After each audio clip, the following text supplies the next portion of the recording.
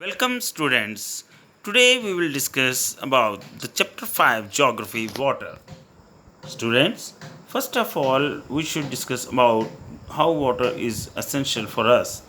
You know, from daily life to many things, water is very important for our life. Water is used not only by humans but plants, animals, and all creatures in this on this earth.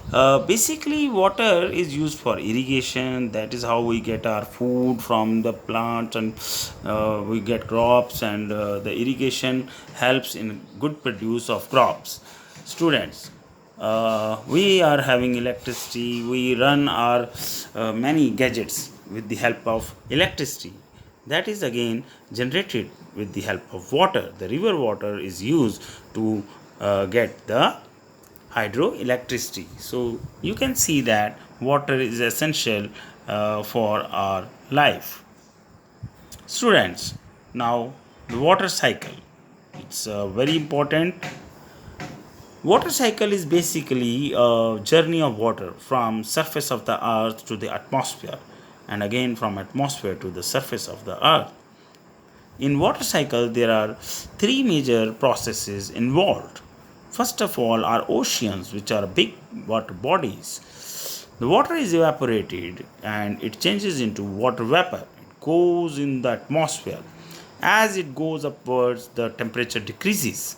Then condensation takes place. The condensation means the water vapor changes into water droplets, and these water droplets they form clouds.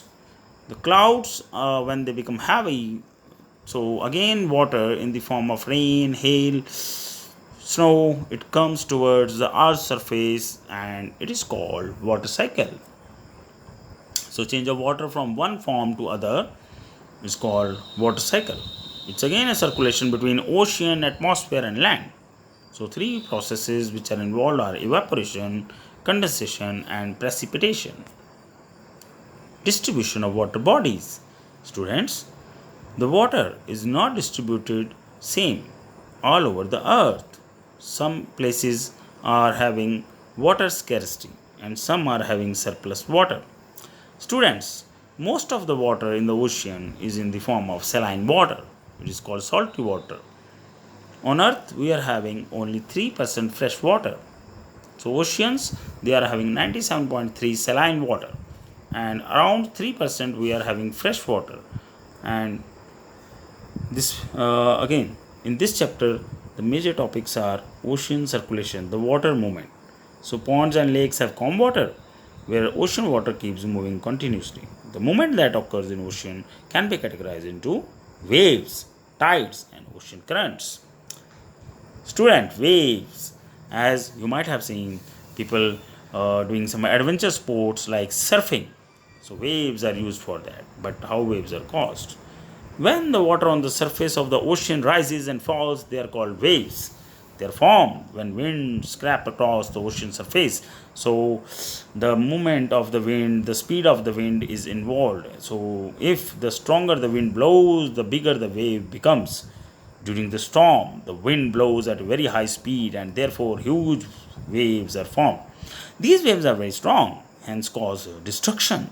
This may cause huge devastation as we have seen in 2004, the tsunami. So it caused a lot of destruction in our southern side.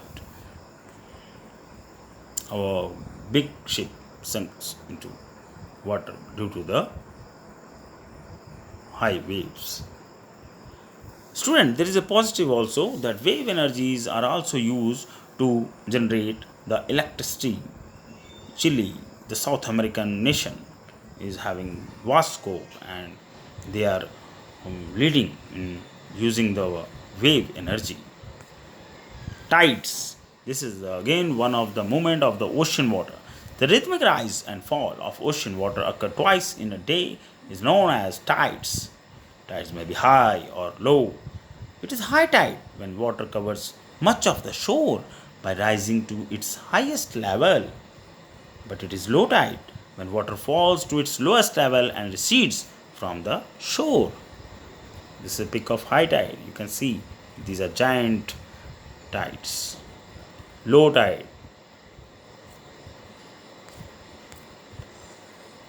How are tides caused? Tides are caused due to strong gravitational pull exerted by the sun and the moon on the earth's surface. So, isn't it interesting? Tides are caused due to the strong gravitational pull exerted by the sun and the moon on the earth's surface. Now, how are spring and neap tides are caused? During the full moon and new moon days, the sun and the moon and the earth are in the same line and the tides are highest. So, spring tides are formed. But when the moon is in first and last quarter, the ocean water gets drawn and in diagonally opposite direction by the gravitational pull of sun and earth, resulting in low tide. So, neap tides are formed. Students, again, the human mind is great. We use tides for our benefits. The tides, they help in navigation by rising the water level close to the shores. This helps the ships to arrive at the harbor more easily. Many more fish come closer to the shore during the high tide. This enables the fisherman to get a plentiful fish to be caught.